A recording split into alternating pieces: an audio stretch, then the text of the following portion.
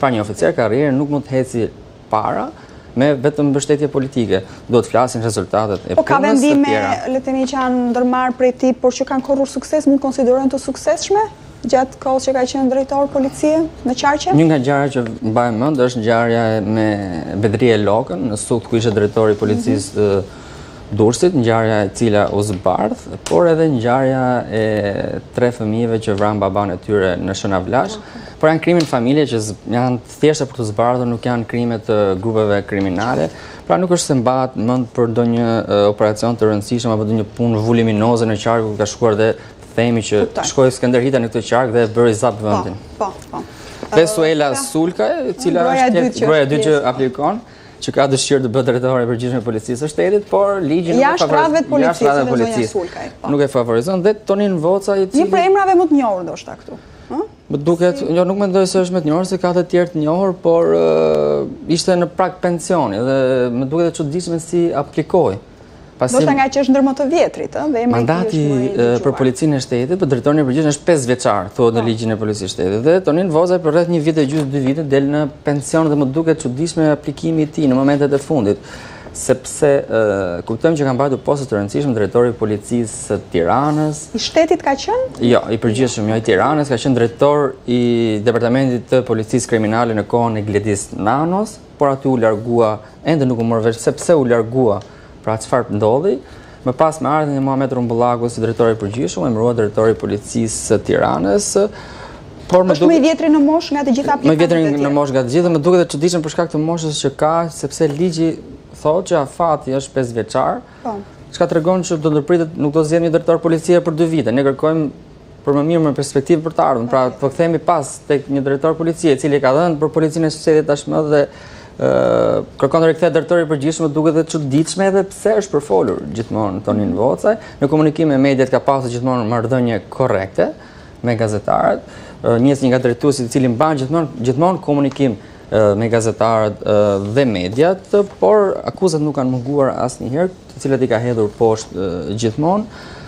Por ka dhe diçka Bruna, të gjithë këto aplikantë, pasi të bëhet lista përfundimtare të marrin statusin kandidat, do i merret informacion shërbimit informativ për çështje besueshmërie dhe prokurisë së posaçme SPAK-ut. Nëse nga këto aplikantë ka persona të cilët janë në hetim nga SPAK-u, skualifikohen. Tani, janë 16 aplikantë dhe më pas skualifikohen disa prej tyre dhe mbeten, le të themi, kandidatët më favorit. Mendoj që do mbeten procesi. Dhe kush janë 5 kandidatët më favorit, mendoni Ili? Tashmë deri më datë 16 mars, komisioni i ngritur nga Ministria e Brendshme do bëjë vlerësimin e kritereve ligjore dhe kriteret ligjore nuk i plotësojnë pra të dyja gratë, Suela Sulkaj dhe Ejona Gurabare, skualifikohen, do kemi 14 kandidatë dhe më pas vijon faza e konkursit.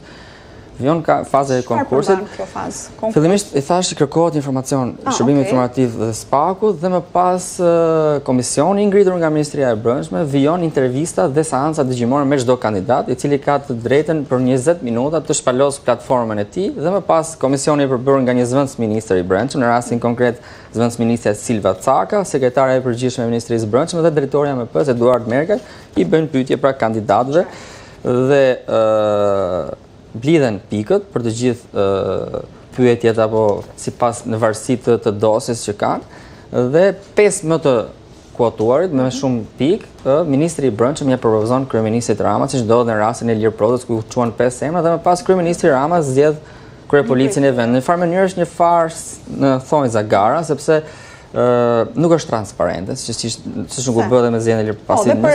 Nëse gara do jetë transparente dhe vërtet të zgjedhet me konkurs, të gjithë fazat e konkursit të jenë në praninë e medjave. Pra opinioni publik ta shohë qartë që çdo kandidat ta shpalos në praninë e medjave pra platformën e tij. Ta marrin vesh. Për kujtes, në kohën e zotit Poda nuk ishte publike. Është bërë me e mbyllur. Është bërë dyert mbyllura dhe nuk është bërë publike. Dhe nëse do jetë një garë transparente ta marrë ai që meriton në bazë të CV-s, meritës, rezultateve, aftësive platformës që ka për drejtimin e policisë së shtetit. Kush është figura më e pasës? Ne kërkojmë të marrim drejtimin e policisë së shtetit një figurë e pasë, mos të kemi vite më pas, sepse jemi edhe në proces integrim bashkim evropian. Duhet të ndiqet modeli për kreun e SPAK-ut, që është e hapur me të hapura për media dhe secili pra ne mund të dëgjojmë platformat. Që të besojmë që është një garë e vërtetë, Duhet të ndiqet ky model. Atëherë cilët janë 5 kandidatët më favorit, mendoni Blie? 5 kandidatët më favorit, po nis nga rendi analfabetik, i pari Afrim Tafa, konsiderohet kandidat i mirë, Elidon Çela, Pëllum Seferi me CV-n e tij të pasur dhe i mbështetur dhe nga ndërkombëtarët dhe rezultate shumë të larta, Skënder Hitaj përflitet pasi ishte kandidat edhe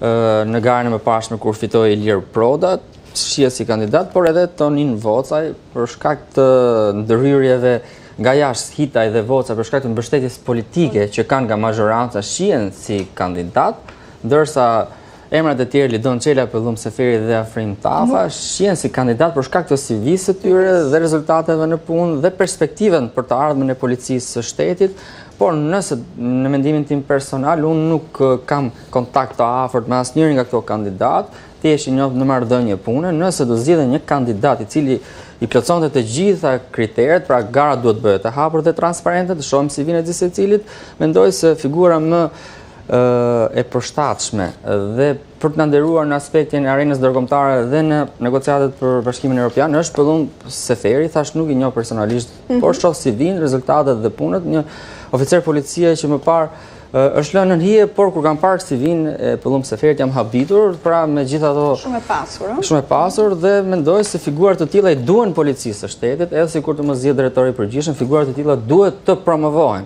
Edhe Afrim Tafa, një oficer i ri karrierë, duhet të promovohet, Elidon Çela po ashtu një oficer i ri karrierë duhet të promovohet, por kriteri kryesor është të mos ndërhyjë politika.